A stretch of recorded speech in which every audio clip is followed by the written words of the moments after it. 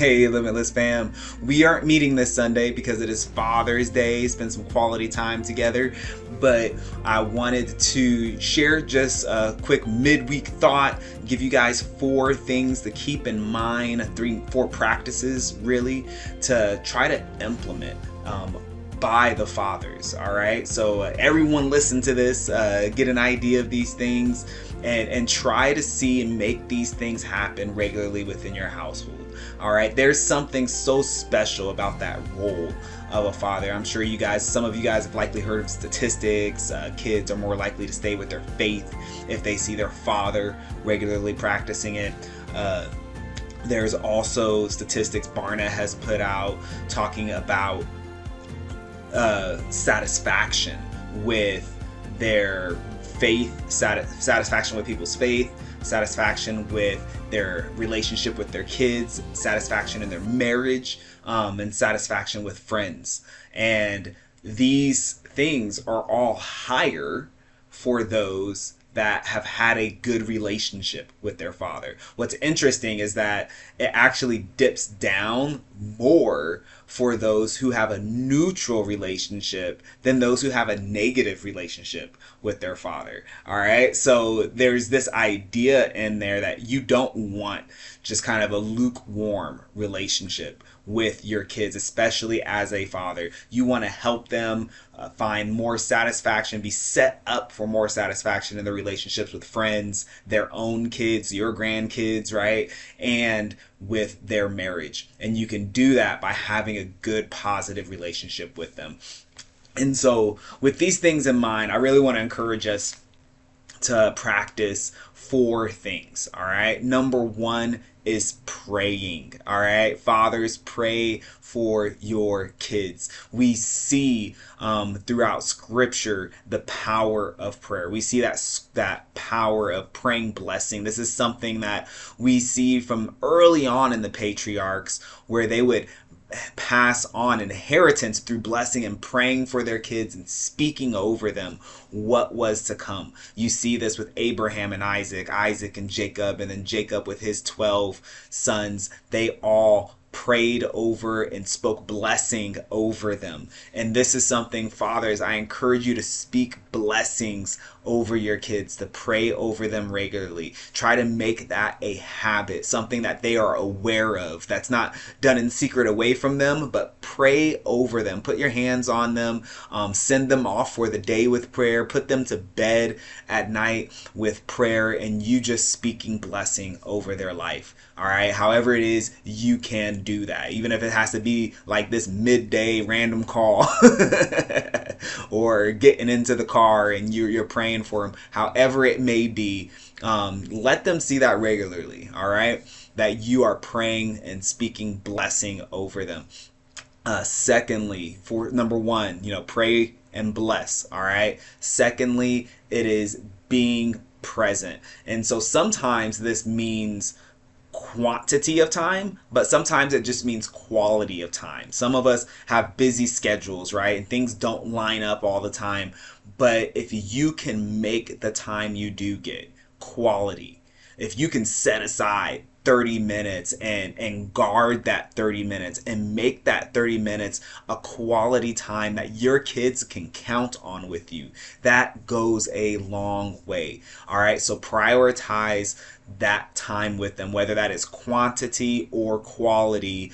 Your stage of life, what you guys are doing, you're gonna know, or you kind of have to talk out what that demand may be. But whether it is a lot of quantity, always try to make it quality. It could just be quantity and you guys are hanging out often, and that may be what you guys need in your season. But if it's not a lot of quantity time, try to make it quality time. All right, try to make sure you have quality time in that mix, whether you have a lot of quantity or not. But definitely prioritize having that quality time. Thirdly, right? First one, pray blessing, speak blessing over those kids. Have that time together. Make sure you get quality time together. All right, and then thirdly, when it comes to kids or future satisfaction of our children, right, within their relationships. Another factor that's interestingly factored in with this, that we see a lot of kids ending up with greater satisfaction in future relationships and faith and so forth, is if they have other intergenerational relationships. All right. And so that means making sure that you're also getting your kids around other positive role models who are older than them. All right. Whether it's other, your adult friends, their uncles, maybe, their your kids are in grammar school and you get them connected with some kids that that are teenagers or up in college or whatever it may be, young adults, just getting them connections with other generations that can also be those positive role models within their life. All right, so you have that quality time, you have that praying and speaking blessing over them, and then you have getting them around other generations, right? Other positive role models that are in different generations from them, like your own, or maybe some in between, or whatever it may be. All right.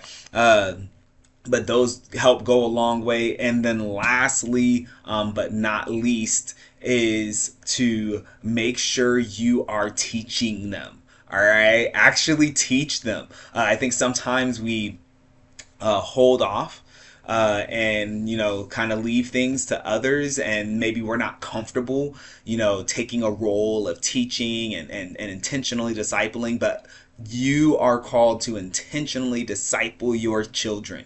So I want to encourage you. It doesn't need to be super deep and eloquent, but share what you know, right? Share what you can. And there's different ways for you to step into that. There's different tools that you can use. Please talk with me. There's one that I've mentioned before. It's called the Ion Path. This is something that's meant to equip that father-child relationship and an intentional discipleship relationship. That's something that, as Limitless, we are more than happy to invest in and see that happening between fathers and children and mothers and children. So if we're interested, let me know. That's something we want to make happen. And then we also want to just make sure we're getting in the word, we're sharing what we know, we're talking about God and applying our faith to our life with our kids. You can use something as simple as the DBS method that we regularly practice, right? Reading something small with your kids and talking about, hey, what does this tell us about God? What does it tell us about people? What are we going to do with this? It's just opening that opportunity and that place for that relationship. So I want to encourage you to, get that quality time, have activities planned, and sometimes you can include that with those other people, and that getting them positive relationship with other people in different generations. Maybe that means we all go hang out and do top golf, right? Go do something together, making plans with others that can be positive role models within their life, praying and speaking blessing over them, right? And then getting into this word.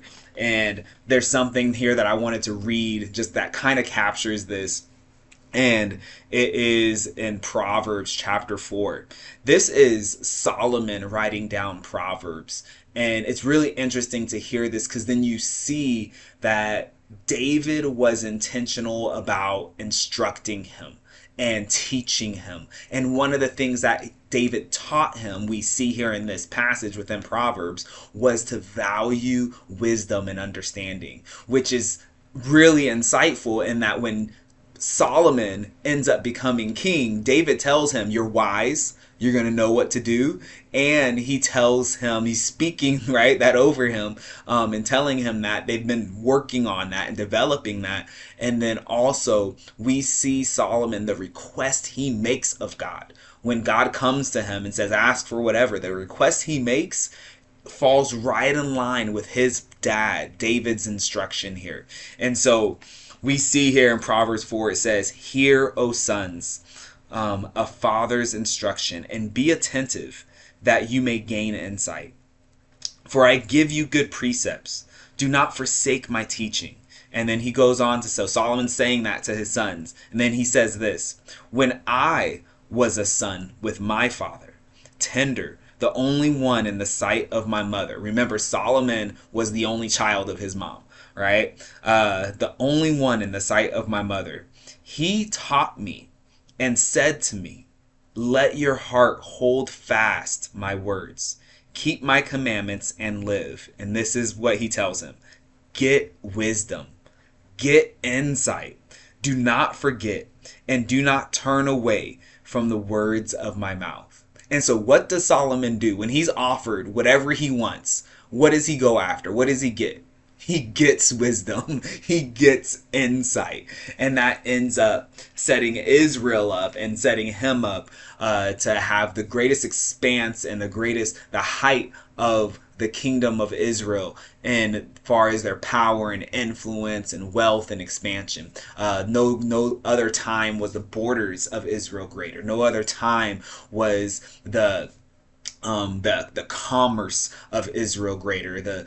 The peace of Israel greater. And so it is so cool to see that here within Proverbs 4, that this was something his dad taught him, and he reflects on that and he tries to pass that on to his kids. And so I just really want to encourage fathers, parents, right? Be intentional about instructing your kids.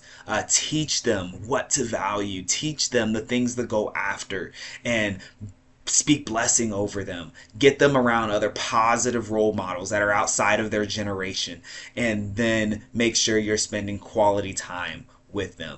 All right. Love you guys. As we do these things with our kids, even within our homes, we are going to build relationships that end up changing lives. Love you guys. Have a happy Father's Day, a good holiday weekend. I look forward to seeing you guys the following weekend, in which we are going to be getting into 1 Corinthians chapter 1, and we're going to be doing that at the campground. All right. Remember, we got the campground reserved, the campsite reserved, and so get ready to come out and have your tents, your cots, your hammocks, your RVs, whatever you may have. We got the whole group site reserved. Feel free to invite friends and family, and look forward to seeing you guys there. Love you, and talk with you guys later.